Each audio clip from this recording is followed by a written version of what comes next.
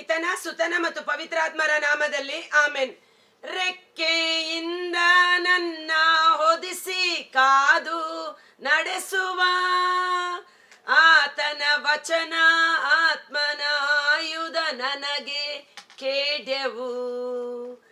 ರೆಕ್ಕೆಯಿಂದ ನನ್ನ ಹೊದಿಸಿ ಕಾದು ನಡೆಸುವ ಆತನ ವಚನ ಆತ್ಮನ ಆಯುಧ ನನಗೆ ಕೇಡ್ಯವು. ಪ್ರಭು ಕ್ರಿಸ್ತನಲ್ಲಿ ಆತ್ಮೀಯ ಸಹೋದರ ಸಹೋದರಿಯರೇ, ಈ ದಿನದ ಮುಂಜಾನೆಯ ಜೀವ ಸ್ವರ ಕೀರ್ತನೆಗಳು 36. ಇದರ ಟೈಟಲ್ ದುರುಳರಿಂದ ಕೆಡುಕು, ದೇವರಿಂದ ಬೆಳಕು. ದುರುಳರು, ಕತ್ತಲೆಯ ಶಕ್ತಿ ಸೈತಾನನು ನಮಗೆ ಎಷ್ಟೇ ಕೆಡುಕು ಮಾಡಲು ಬಯಸಿದ್ದರೂ ಸಹ ಜಗಜ್ಯೋತಿಯಾದ ಪ್ರಭು ಯೇಸು ತನ್ನ ಪ್ರಕಾಶಮಯವಾದ ಬೆಳಕಿನಿಂದ ನಮ್ಮನ್ನು ಸಂರಕ್ಷಣೆ ಮಾಡುವವರಾಗಿದ್ದಾರೆ. Praise the lord. ಕೀರ್ತನೆಗಳು 36. ಜಿನುಗುಟ್ಟುತ್ತಿಹರು ಪಾಪವು ದುಷ್ಟನ ಮನದಲ್ಲಿ, ದೇವ ಭಯವೇ ಇಲ್ಲ ಅವನ ಕಣ್ಣೆದಿರಿನಲ್ಲಿ. ದುರುಳರ ಬಾಯಿಯಲ್ಲಿ ಜಿನುಗುಟ್ಟುತ್ತಿರುವುದು ಪಾಪ. ಅವರ ಹೃದಯದಲ್ಲಿ ದೇವರ ಭಯವಿಲ್ಲ. ದೇವರ ಭಯವಿಲ್ಲದ ಕಾರಣ ಅವರು ರಾಜಾರೋಷವಾಗಿ ಪಾಪದ ಕೃತ್ಯಗಳನ್ನು ಎಸಗುತ್ತಾರೆ. ಬಯಲಿಗೆ ಬಾರದು ನಿನ್ನ ದೋಷವು, ನಿನಗದು ಕೇಡು ತರದು. ಇಂತುಲಿದು ಆ ಪಾಪದ ಜಿನುಗು ಅವನನ್ನು ವಂಚಿಸುತ್ತಿರುವುದು. ನಿನ್ನ ಪಾಪ ಯಾರು ನೋಡೋದಿಲ್ಲ, ನೀನು ಮಾಡೋ ತಪ್ಪಿನಿಂದ ನಿನಗೇನೂ ಆಗೋದಿಲ್ಲ ಎಂದು ಆ ಪಾಪದ ಶಕ್ತಿ ಸೈತಾನ ವಂಚಿಸಿ ಅವರನ್ನು ಪ್ರೇರೇಪಣೆ ಮಾಡುತ್ತಾನೆ. ಹೇಗೆ ಆದಿ ತಂದೆ ತಾಯಿ ಹವ್ವಳನ್ನು ಸೈತಾನ ವಂಚನೆ ಮಾಡಿದನು. ಆತ ನಯವಂಚಕ, ಮೋಸಗಾರ, ವಂಚಿಸುವವನು. ಆತನ ವಂಚನೆಗೆ ನಾವು ಸಿಕ್ಕಿ ಹಾಕಿಕೊಳ್ಳಬಾರದು. ಅವನ ಕೀಳು ಬಾಯಿಯ ತುಂಬ ಕೇಡು ಕಪಟ, ಸನ್ಮತಿ ಸತ್ಕಾರ್ಯಗಳನ್ನು ಬಿಟ್ಟೇ ಬಿಟ್ಟ. ಆಲೋಚಿಸುತ್ತಿಯನು ಅಕ್ರಮವನ್ನು ಹಾಸಿಗೆಯಿಂದಲೇ, ಏಸನು ದುಷ್ಕೃತ್ಯಕ್ಕೆ ಮುನ್ನುಗ್ಗುವನು ದುರ್ಮಾರ್ಗದಲ್ಲೇ. ಹಾಸಿಗೆಯಲ್ಲಿ ಮಲಗಿರುವಾಗಲೂ ಸಹ ಅವನ ಮನಸ್ಸು ಕೆಟ್ಟದನ್ನೇ ಆಲೋಚನೆ ಮಾಡುತ್ತದೆ. ಆದರೆ ದಾವೀದರಸರು ಹೇಳ್ತಾನೆ, ನಾನು ರಾತ್ರಿಯ ವೇಳೆಯಲ್ಲೂ ಸಹ ನನ್ನ ಅಂತರಾತ್ಮ ನಿನ್ನ ಬೋಧನೆಗೆ ಕಿವಿಗೊಡುತ್ತದೆ ಎಂಬುದಾಗಿ. ರಾತ್ರಿಯ ಒಂದೊಂದು ಜಾವಗಳಲ್ಲಿ ಎದ್ದು ದೇವರನ್ನ ಸ್ತುತಿಸುತ್ತೇನೆ ಎಂಬುದಾಗಿ. ಆದರೆ ಈ ದುರುಳರು, ದುಷ್ಟರು ಮಲಗಿರುವಾಗಲೂ ಅವರ ಮನಸ್ಸಿನ ಆಲೋಚನೆಗಳು ಕೆಡುಕನ್ನೇ ಎಣಿಕೆ ಮಾಡುತ್ತಿರುತ್ತದೆ. ಆದರೆ ಪ್ರಭು, ನಿನ್ನ ಪ್ರೀತಿ ಚುಂಬಿಸುತ್ತಿರುವುದು ಗಗನವನು, ನಿನ್ನ ಸತ್ಯ ಮುಟ್ಟುತ್ತಿರುವುದು ಮೇಘ ಮಂಡಲವನು. ದುಷ್ಟರು ಇಷ್ಟು ಕೆಡುಕನ್ನು ಪ್ಲಾನ್ ಮಾಡುತ್ತಾ ಇದ್ದರೂ ಸಹ ದೇವರ ಪ್ರೀತಿ ಚುಂಬಿಸುತ್ತಿರುವುದು ಗಗನವನ್ನು, ಆಕಾಶದಷ್ಟು ಉತ್ತಮವಾದುದು, ಉನ್ನತವಾದುದು. ಕೀರ್ತನೆ 103 ವಚನ 11 ಮೇಲ್ಪಟ್ಟು ನಾವು ನೋಡುತ್ತೇವೆ.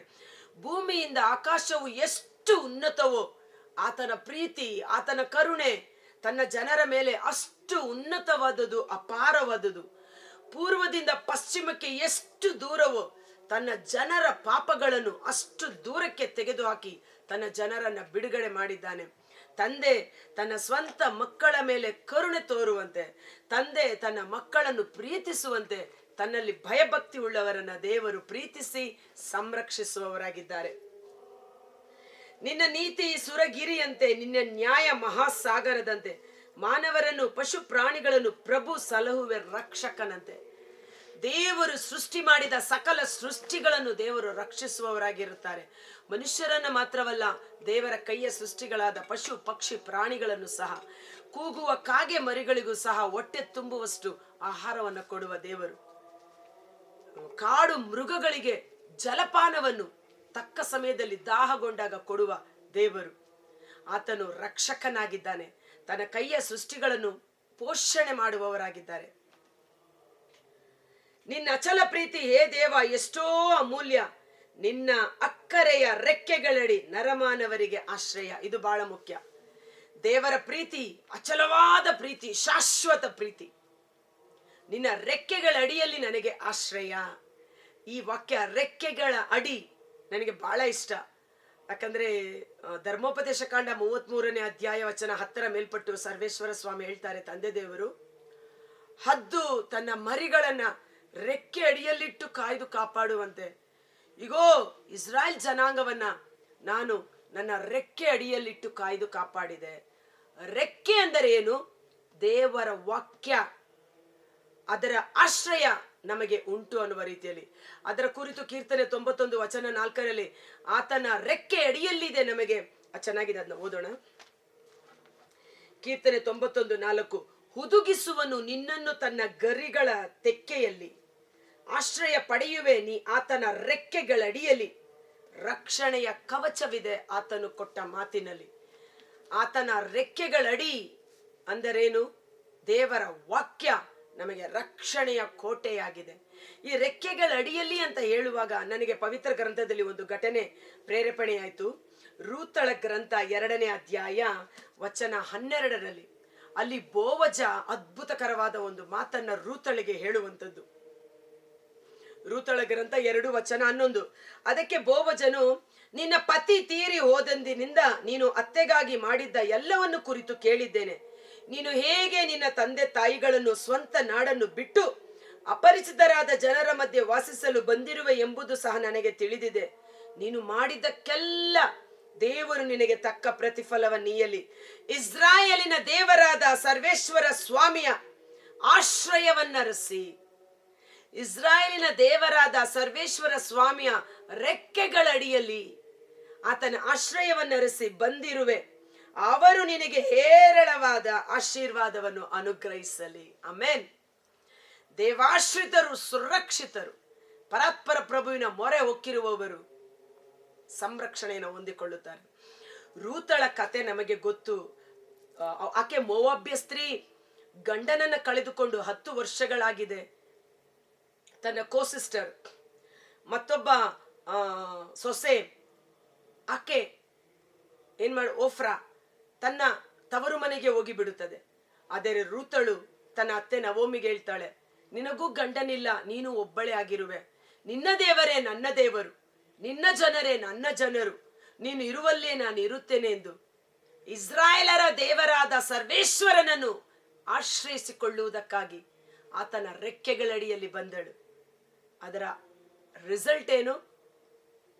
ಗಂಡನನ್ನ ಕಳೆದುಕೊಂಡು ಮಕ್ಕಳಿಲ್ಲದೆ 10 ವರ್ಷ ವಿಧವೆಯಾಗಿ ದುಃಖ, ಕಣ್ಣೀರು, ವೇದನೆಯ ಜೀವನವನ್ನ ನಡೆಸಿದ ರೂತಳಿಗೆ ದೇವರು ಬೋವಜ ಎಂಬ ಸನ್ಮಾನಿತನು, ಸದ್ಭಕ್ತನು, ದೇವರಿಂದ ಆಯ್ಕೆ ಮಾಡಲ್ಪಟ್ಟವನು, ಶ್ರೀಮಂತನು ಆಗಿದ್ದ ಬೋವಜ ಎಂಬ ವ್ಯಕ್ತಿಯೊಡನೆ ಮದುವೆ ಮಾಡಿಸಿ ಆಕೆಯ ಕುಟುಂಬ ಜೀವನವನ್ನ ಆಶೀರ್ವಾದವಾಗಿ ಮಾರ್ಪಡಿಸುತ್ತಾರೆ.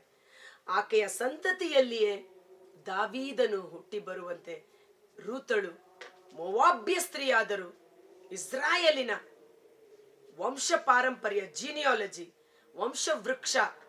ವಂಶಾವಳಿಯಲ್ಲಿ ತನ್ನ ಸ್ಥಾನವನ್ನ ಪಡೆದುಕೊಳ್ಳುವಂತೆ ದೇವರು ಮಾಡುತ್ತಾರೆ. ಇಂದು ಸರ್ವೇಶ್ವರನ ಆಶ್ರಯಿಸಿಕೊಂಡಿರುವ ನಾವು ಧನ್ಯರು. ಆತನ ರೆಕ್ಕೆಗಳಡಿಯಲ್ಲಿ, ಆತನು ಕೊಟ್ಟ ವಚನದಲ್ಲಿ ರಕ್ಷಣೆ ಎಂಬ ಕವಚವಿದೆ. ಈ ವಾಕ್ಯ ನಮ್ಮನ್ನು ರಕ್ಷಿಸುವ ಕೋಟೆಯಾಗಿದೆ. 8ನೇ ವಚನ, ಅವರ ತೃಪ್ತಿ ನಿನ್ನ ಮಂದಿರದ ಸಮೃದ್ಧಿಯಿಂದ, ಅವರ ಪಾನೀಯ ನಿನ್ನ ಸಂಭ್ರಮ ಪ್ರವಾಹದಿಂದ. ನಿನ್ನಲ್ಲಿದೆ ಜೀವದ ಬುಗ್ಗೆ, ನಿನ್ನ ಬೆಳಕಿಂದ ಬೆಳಕು ನಮಗೆ.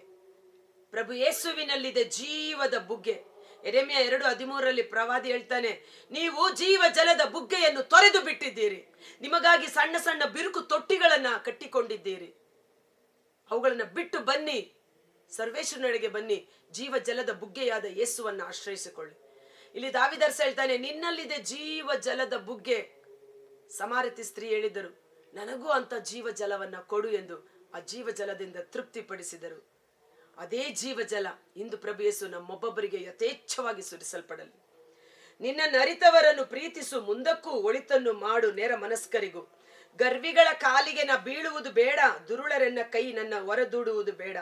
ಕೇಡು ಮಾಡಿದವರಿದೋ ಕೆಳಗೆ ಬಿದ್ದಿಯರು, ಮರಳಿ ಏಳಲಾಗದೆ ಮಡಿದು ಬಿದ್ದಿಯರು.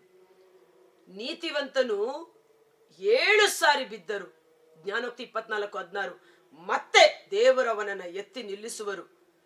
ದುಷ್ಟನು ಮುಗ್ಗರಿಸಿ ಬಿದ್ದರೆ ಮತ್ತೆ ಏಳಲಾರನು. ದೇವರ ನೀತಿ ನಮ್ಮನ್ನು ಸದಾಕಾಲ, ದೇವರ ಪ್ರೀತಿ ನಮ್ಮನ್ನು ಸಂರಕ್ಷಿಸಲಿ. ಕರ್ತನಾದ ಯೇಸುವೇ, ಮುಂಜಾನೆ ಜೀವಸ್ವರವನ್ನು ಆಲಿಸುತ್ತಿರುವ ಪ್ರತಿಯೊಬ್ಬರ ನಿಮ್ಮ ಕರೆಗಳಿಗೆ ಸಮರ್ಪಿಸುತ್ತೇನೆ. ದೇವರಿಂದ ನಮಗೆ ನಿಜವಾದ ಬೆಳಕು. ದೇವರು ನಮ್ಮನ್ನು ಬೆಳಕಿನಿಂದ ಬೆಳಕಿಗೆ, ಮಹಿಮೆಯಿಂದ ಮಹಿಮೆಗೆ, ಬಲದಿಂದ ಬಲಕ್ಕೆ ಕೊಂಡೊಯ್ಯುವವರಾಗಿದ್ದಾರೆ. ದೇವರ ವಾಕ್ಯ ರಕ್ಷಣೆಯ ಕವಚವಿದೆ. ದೇವಾಶ್ರಿತರು ಸುರಕ್ಷಿತರು. ಆತನ ರೆಕ್ಕೆಗಳಡಿಯಲ್ಲಿ ನಮಗೆ ಸಂರಕ್ಷಣೆ ಇದೆ, ವಾಗ್ದಾನವಿದೆ. ರೂತಳು ಹೇಗೆ ತನ್ನ ಸ್ವಂತ ನಾಡು, ತನ್ನ ಸ್ವಂತ ಬಂಧು ಬಳಗ ಎಲ್ಲವನ್ನು ಬಿಟ್ಟು ಇಸ್ರಾಯೇಲಿನ ಪರಮ ಪಾವನ ಸ್ವಾಮಿಯಾದ ಸರ್ವೇಶ್ವರ ಸ್ವಾಮಿಯನ್ನು ಆಶ್ರಯಿಸಿಕೊಂಡಾಗ ಅವಳ ಬಿದ್ದು ಹೋದ ಜೀವನ ದೇವರು ಆಶೀರ್ವಾದದ ಜೀವನವಾಗಿ ಅಭಿಷಕ್ತ ಸಂತತಿ ಸಂತಾನ ಹುಟ್ಟುವಂತೆ ಆಶೀರ್ವದಿಸಿದರು. ಇಂದು ಯೇಸುವನ್ನು ನಮ್ಮ ಸ್ವಂತ ರಕ್ಷಕನನ್ನಾಗಿ ಪಡೆದುಕೊಂಡಿರುವ ನಾವೆಲ್ಲರೂ ಧನ್ಯರು, ಭಾಗ್ಯವಂತರು. ಯೇಸು ಕ್ರಿಸ್ತರ ಮುಖಾಂತರ ಸ್ವರ್ಗೀಯ ವರದಾನಗಳು, ಆಶೀರ್ವಾದಗಳು ನಮ್ಮಲ್ಲಿಯೂ ನಮ್ಮ ಕುಟುಂಬಗಳಲ್ಲೂ ಯಥೇಚ್ಛವಾಗಿ ಸುರಿಸಲ್ಪಡಲಿ. ರೂತಳಂತೆ ಇವತ್ತು ಎಷ್ಟೋ ಹೆಣ್ಣು ಮಕ್ಕಳ ಜೀವನ ಹಾಳಾಗಿರಬಹುದು, ಕೆಟ್ಟು ಹೋಗಿರಬಹುದು. ಬಿದ್ದು ಹೋಗಿರುವ ಯಾಕೋಬನ ಮನೆತನವನ್ನು ನಾನು ಮತ್ತೆ ಮರಳಿ ಕಟ್ಟಿ ಎಬ್ಬಿಸುತ್ತೇನೆ ಎಂದು ವಾಗ್ದಾನ ಮಾಡಿರುವ ಪ್ರಭು ಅವರ ಕುಟುಂಬ ಜೀವನ ಮತ್ತೆ ಕಟ್ಟಿ ಎಬ್ಬಿಸಲ್ಪಡಲಿ. ಅವರ ದಾಂಪತ್ಯ ಜೀವನ ಆಶೀರ್ವದಿಸಲ್ಪಡಲಿ. ಅಭಿಷೇಕಿಸಲ್ಪಟ್ಟ ಸಂತತಿ ಸಂತಾನ ಅವರಿಗೆ ಅನುಗ್ರಹವಾಗಿ ದೇವರಿಂದ ಕಳುಹಿಸಲ್ಪಡಲಿ. ನಾನು ಮತ್ತು ನನ್ನ ಕುಟುಂಬ, ನನ್ನ ಮಕ್ಕಳು ಈ ಲೋಕದಲ್ಲಿ ಸರ್ವೇಶ್ವರನಿಗೆ ಮಹಿಮೆಯ ಗುರುತುಗಳಾಗಿ ಜೀವಿಸುವ ಅಭಿಷೇಕ ನಮ್ಮಲ್ಲಿ ಕಾರ್ಯ ಮಾಡಲಿ.